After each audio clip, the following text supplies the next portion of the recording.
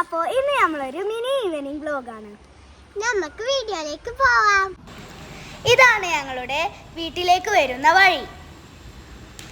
ഇതാണ് ഞങ്ങളുടെ വീട്.